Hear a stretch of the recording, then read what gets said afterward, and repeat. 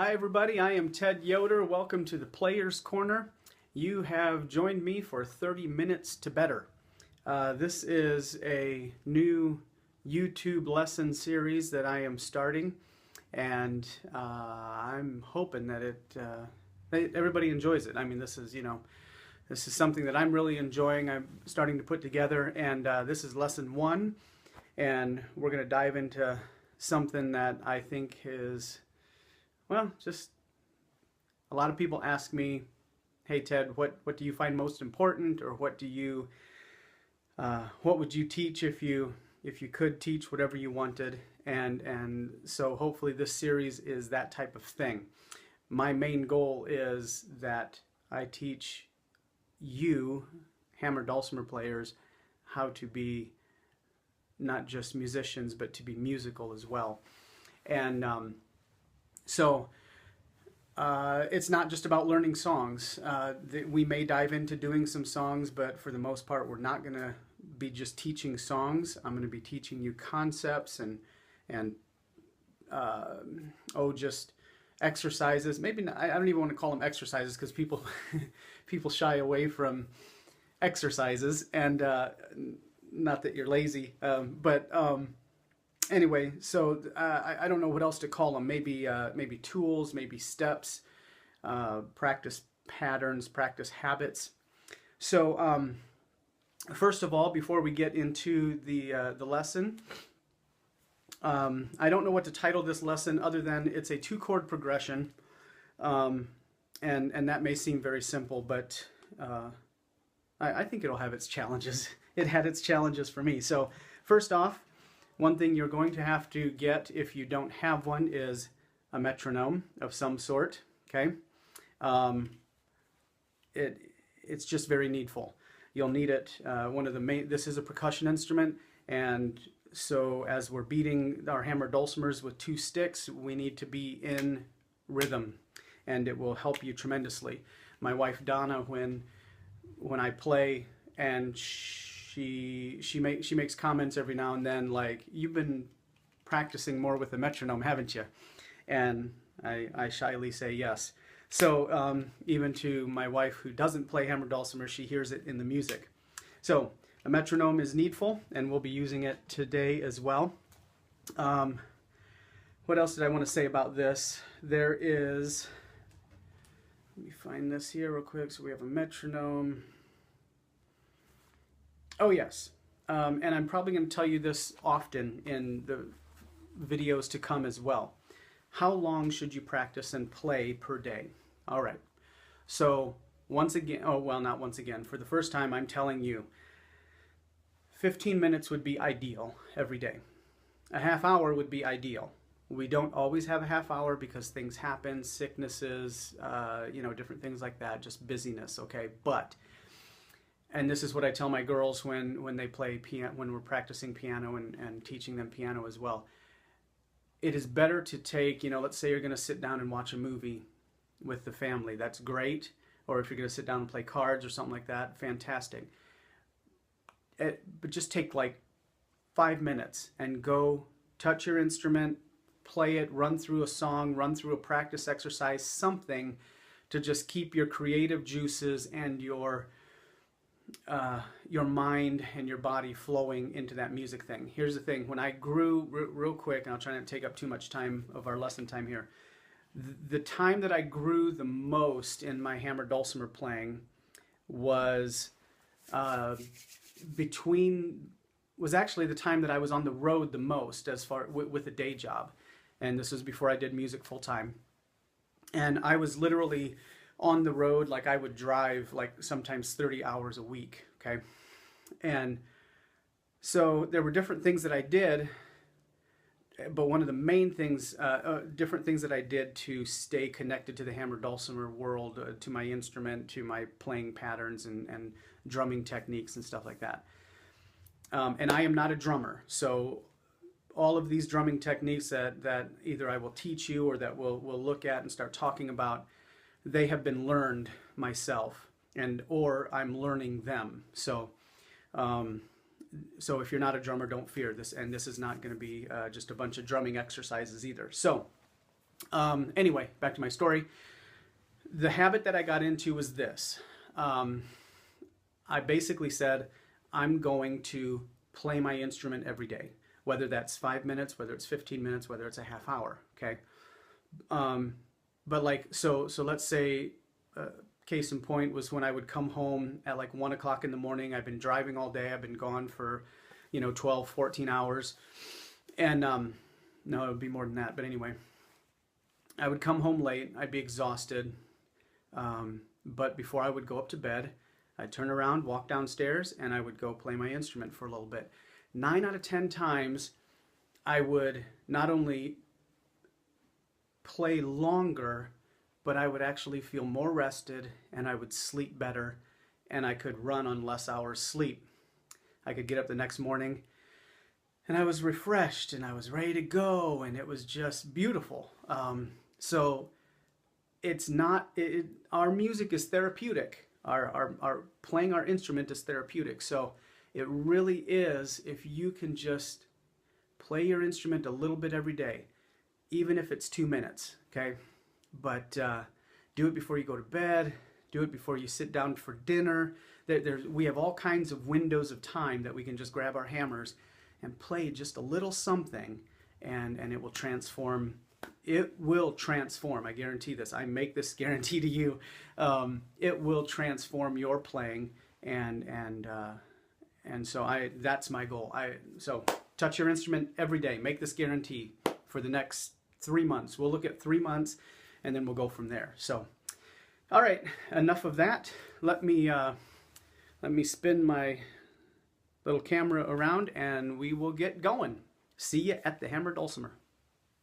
Okay, so here we are at our hammer dulcimer, and just real quick, what I want to point out is we are going to be looking at basically, if I want to be able to use this for those that have 12-11 smaller hammer dulcimers. So this is your G if you're on a 12-11. This is your G, and so that's your lowest note on your bass bridge, and this is your C sharp. So that's your lowest note on the treble bridge. So we'll be basically working from this up. All right, so this is a 2-chord progression that is going to work on, just maybe you haven't played these chord progressions before, maybe you're new to chord patterns. We're not going to worry about names of notes here, but I'm going to show you 2 patterns, and then then we're going to walk through some exercises, and so there I said that word again. I gotta quit saying exercises. If anybody can come up with a better word than that, then let me know. Anyway, then I'm going to show you some patterns, some practice habits that you can use for this. So without further ado, let's look at the first pattern. And it's very simple. Again, some of you may know this, but for the beginners, I'm going to just go very slow. Okay, so we're going to start on your treble D here, okay, your first white note. And so some people may have black, white, white. If you do, anyway, it's this D, okay? So the pattern is D, and then you go up 2 strings to F sharp. Then you go across to the very, from where you started on the D to this A. And then you go up the octave to the D up here. Okay, so you're looking at this little kind of rectangle square pattern kind of thing right here. Okay, so that's the first chord pattern. The second chord pattern is you keep these 2 Ds the same, these 2 octaves, and all you do is you take these 2 notes, the F sharp and the A, and you move them up 1 string, boom, to this G and this B. Okay, first chord pattern, D, F sharp, A, D. Second chord pattern, keep your Ds the same and move these 2 up and back down. So that's the chord pattern we're working on. Okay, now that chord pattern can be transferred over to the bass bridge as well, so we're going to show you that now too. And so let's start on your G, just because that's the easiest thing to show you from. So again, if you go G, and then 2 strings up to your B, then you cross directly over to your D, and then you have your G octave up here. Okay, so you see this, I'm trying to keep my hands out of the way of the markers. You see this same pattern. You have 2 notes here, and 2 notes here. First 2 notes are 1 string apart, second 2 notes are 2 strings apart. But it's the same pattern as this, just moved over so that the 2 bottom notes are these notes. And then you can transfer this pattern as you move up the instrument, okay? So I'm going to show you on the treble bridge so I don't have to hide the, oh, my camera's in my way. So so here's the pattern. Then you move up 1 string, move up another string, and so on. So all the way up, that makes a chord, and it's the same thing over on your bass bridge.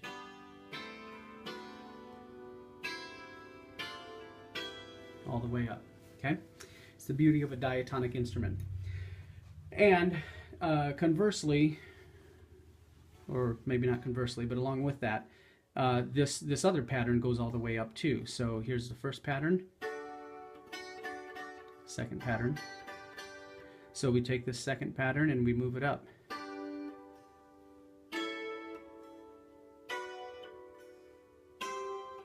Okay. So every time you can take the pattern, anytime you play a pattern down here, you can basically move it up the instrument just like that. And it creates a different chord. But again, we're not worrying about what those chord names are right now. We're just mainly worrying about the pattern. Okay, so let me show you what I want you to do with this pattern now. Typically, and I've even taught this way too, so I'm not blaming anybody here, any other teachers or anything like that.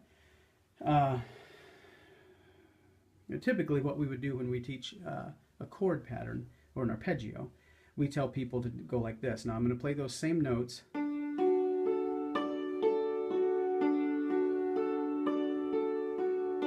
Okay, so if you're wondering about that, it's left, right, left, right. So I'm going left, right, and back down. Left, right. Okay, so anyway, typically we teach an arpeggio in an ascending pattern. Well, I want to break out of that norm a little bit because, I'm just as guilty as the next teacher that teaches that way. But I want to break out of that mold a little bit. And I found this pattern. Well, I didn't find it. I knew it was there, but it's basically just a different sticking pattern to these chord progressions, these arpeggios. I got the idea from another player. A friend of mine, his name is Max ZT. He lives out in New York. He's a past national champion. He's an incredible player and a really great person too. So he showed me the sticking pattern, and as soon as he played it, I was like, oh my goodness, I hear that all over his music. And it was interesting once I started learning it and messing around with it. I wrote a song like 2 days later using that pattern. And again, it wasn't, the whole song wasn't just that one pattern, that sticking pattern, but I incorporated it into that song. Okay, so the two different words I'm going to be using here are probably sticking pattern and pattern. Okay, so when I say pattern, I'm talking about the chord. I'm talking about these 2 patterns, right? Okay. So as we work through this exercise, I'm going to explain the sticking pattern and then the pattern, and I'll probably say first pattern, second pattern, first pattern, second pattern. Okay, so that way you have a little bit of definition going on. The sticking pattern is merely just this, whether you're doing left, right, alternating. And the sticking pattern can also relate to which notes you're playing first. Okay? So, what we're going to do is we're going to start here on this D and A, and we're going to keep our right hand on the right side of the treble bridge and our left hand on the left side. Again, this is not one of those things where I'm telling you this is how it needs to be played. The hammer dulcimer, some people say, is a left-handed instrument. Some people say it doesn't matter. My main mantra is, if you can do it with your right hand, you should try and do it with your left as well, because it'll just make you that much better of a player, and it will allow you to be able to do more stuff with your hammer dulcimer. So I don't care. I don't care what you do, but for this exercise, we're keeping them on the right and left, all right? So here we go. So what we're going to do is we're going to go right, left, and we're going to, and then up to the F sharp and D. Just like this. Alternating hands. And now we're going to go to the second pattern. Here we go. Just like that. First pattern.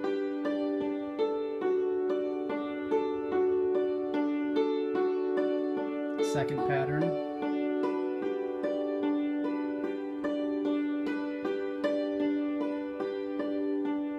Okay, so that's basically it. I don't know if I want to name notes. I don't want to name notes because I'm not worried about it. Okay, let me do this though. What we're doing is we're just breaking up the arpeggio rather than doing an ascending and descending pattern. Instead of doing 1, 3, 5, 8, we're doing 1, 5, 3, 8.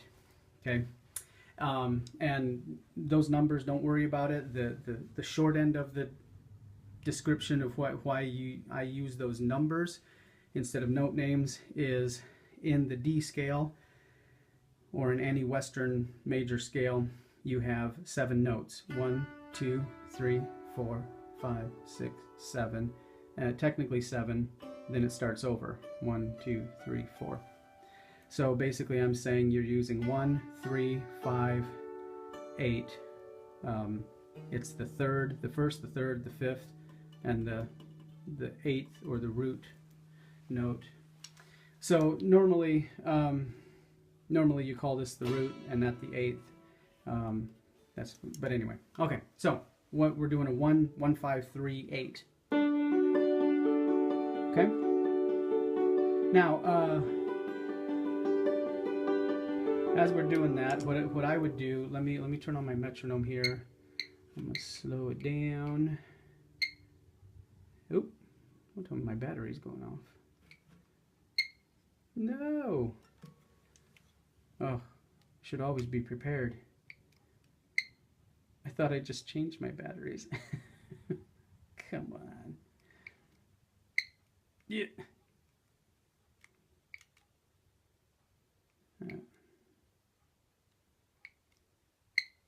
Okay, I guess we're doing it without a metronome. Always prepared. Where's my other one? It's in the house. Okay, anyway, well, I guess I've used that metronome quite a bit because those batteries were fairly new. Okay, so we're not going to use the metronome. What I would recommend is let's just start at a basic rhythm like this, and we're going to do, let's do 2 measures on each chord. And then what I want you to do is we're going to go 1, 2, 3, 4. 1, 2, 3, 4. 1, 2, 3, 4. Change. 2, 3, 4. 1, 2, 3, 4. Change. First pattern.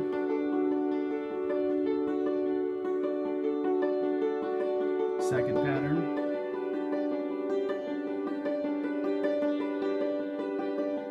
First pattern. Okay, so that's basically a rhythm that I would go with. Right now you're kind of hearing that on the downbeat. Now what I want to do, and I'll talk about the downbeat later, and we'll switch accents. Okay, so right now then what I want to do, let's change it to one measure. So we're doing it that slow, so we're going to go 1, 2, 3, 4, change, second pattern. Now we're moving. Now after we do that for one measure, we're going to move up to the next string, first pattern, okay? And now second pattern. First pattern, one string up. Second pattern. First pattern on the G. Second pattern starting on the G. First pattern on the A. Second pattern. First pattern B, sorry. Second pattern B. First pattern C. Second pattern C.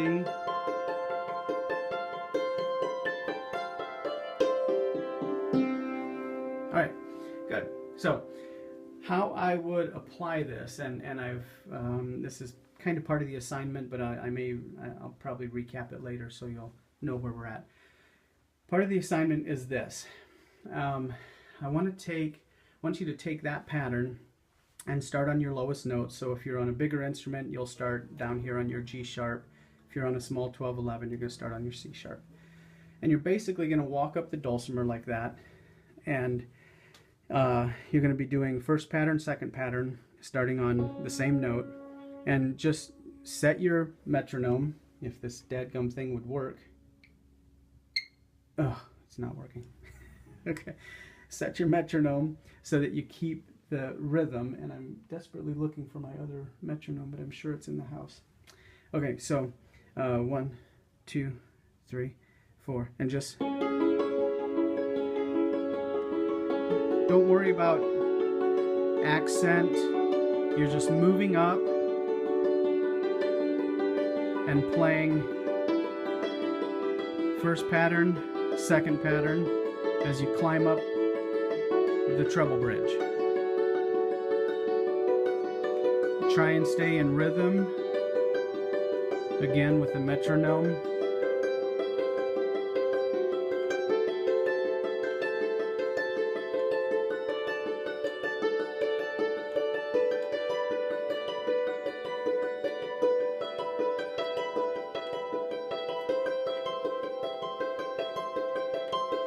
And here you're gonna have to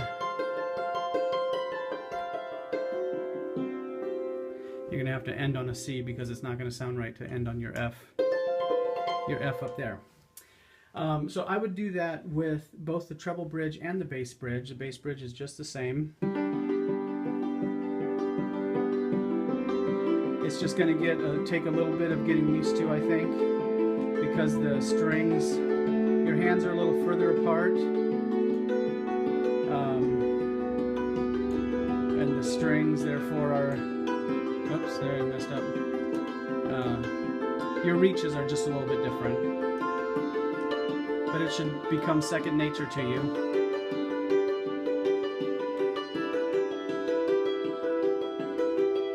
Oh, where was it? There we go. F.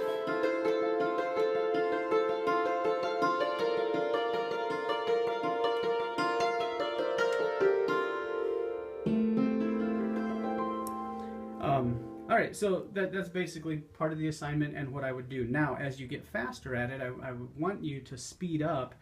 The goal of this is to work on accuracy and speed and to help with your creativity. So as you move, as you get used to this, you're going to be moving a lot faster.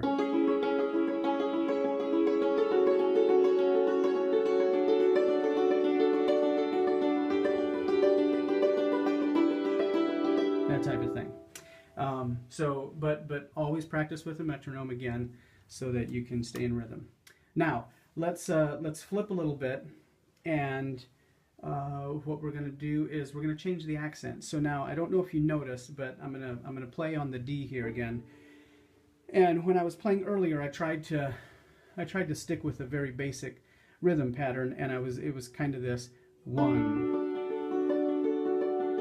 1, 2, 3, 4, down, 2,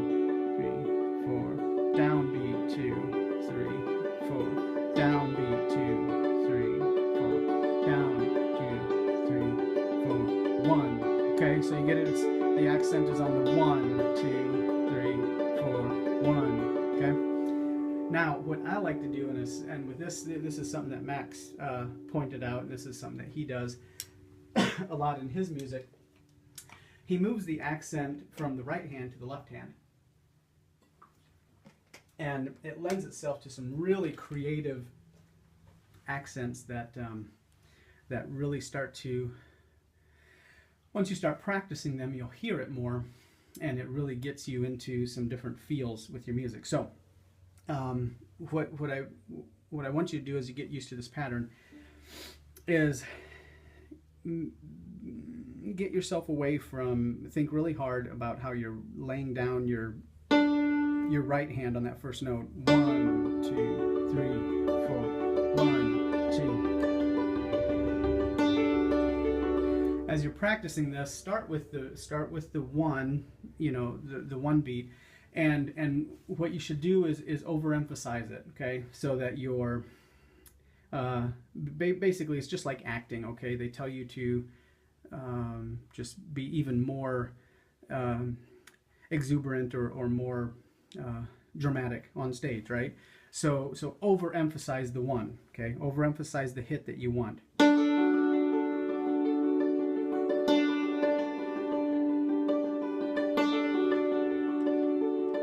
And again, here's another real quick secret. It's not about how hard you play the downbeat. It's also about how soft you play the other notes that aren't the downbeat. Okay. Okay, so now let's move the accent to our left hand.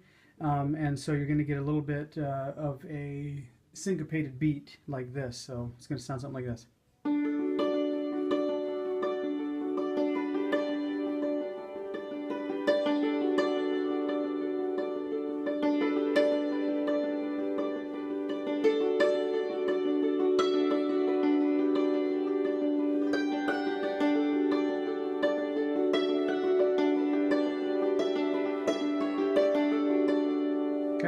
So what I would do, I would do again on this is move your accent around from your right hand to your left hand, and we're going to vary the speeds as well.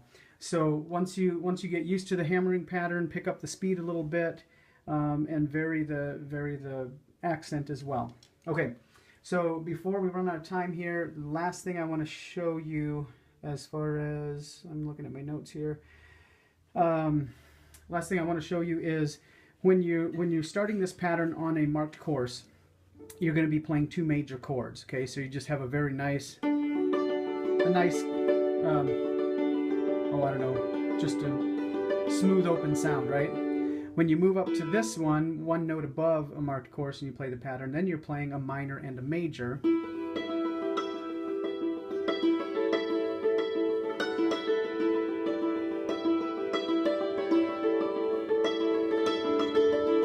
So it has a little different feel. When you play one below a marked course, you're going to have 2 minor chords.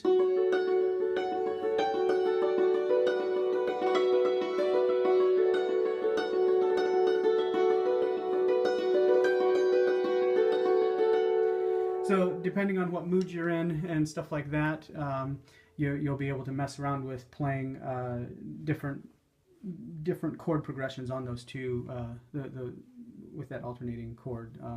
Those 2 chords. Okay, so also what I would encourage you to do is to just kind of live on this pattern for a little bit. So my metronome started working, so I'm going to slow it down a little bit. Okay, so this is at 104. So what I would encourage you to do, just to play around with once you get used to these patterns, is just sit here and have some fun, right? And just like I was kind of noodling around. Oh, hang on, I need 4 beats.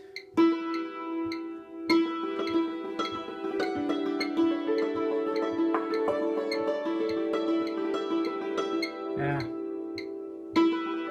I'm off my beat. But anyway, if you, let me stop it. I got distracted. So anyway, if you just want to live here for a little bit.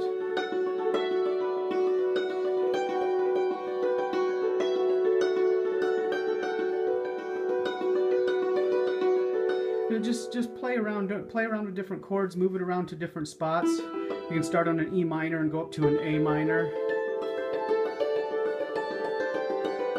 Move your right hand around, move your left hand around, and just don't be afraid to just sit there and play between some chords for a longer period of time, and you might be surprised what kind of pops out at you. So, all right, I'm gonna flip my camera around so I can talk to you again, and then we'll say goodbye.